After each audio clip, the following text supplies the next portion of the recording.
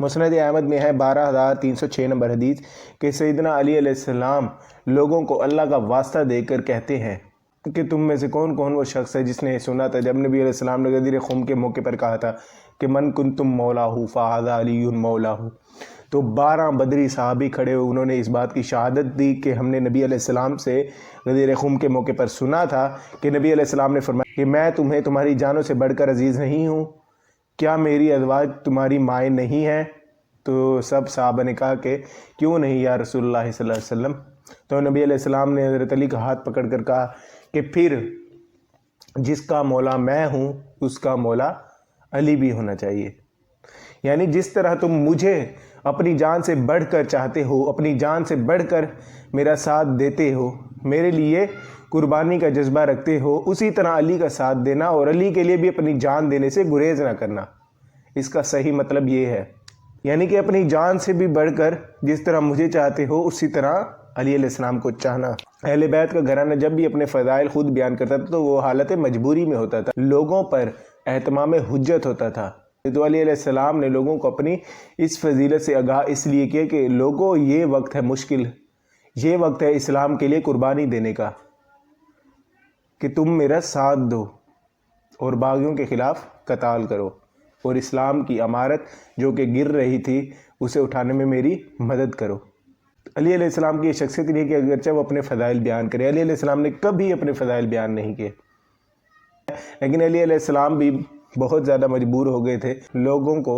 دیکھتے ہوئے کہ وہ اس فتنے کے دور میں بیٹھ گئے ہیں۔ علی علیہ السلام لوگوں کو آگاہ کرتے تھے کہ نبی علیہ السلام کی تمہیں وہ فلانی حدیث یاد ہے، فلانا مقام، تو نبی علیہ السلام نے یہ فرمایا تھا۔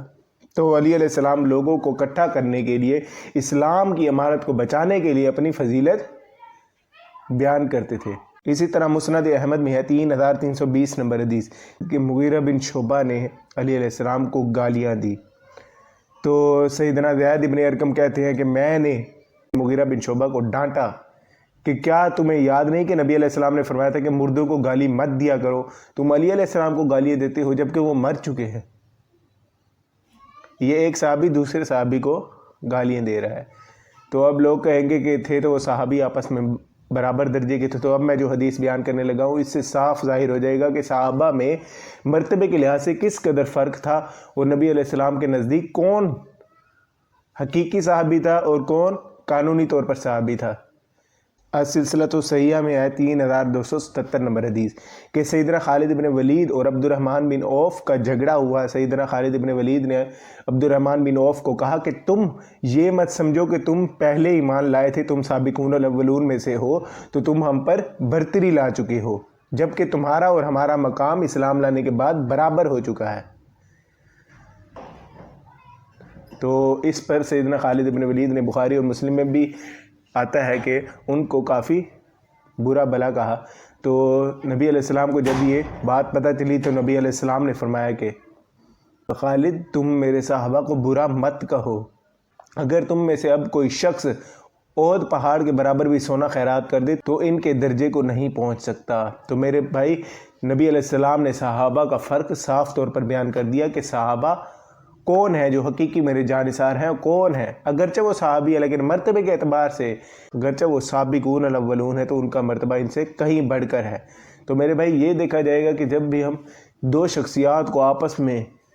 موازنہ کرتے ہیں، آیا کہ وہ شخصیات مرتبے کے اعتبار سے بھی برابر ہیں، کیا ان کا نام، کیا ان کے مرتبے، کیا ان کی فضیلت، کیا ان کی قربانیاں اسلام کے لیے برابر ہے۔ سلسلۃ الصحیحہ کی حدیث ہے کہ حدیث نمبر ہے 3499 نمبر حدیث 3489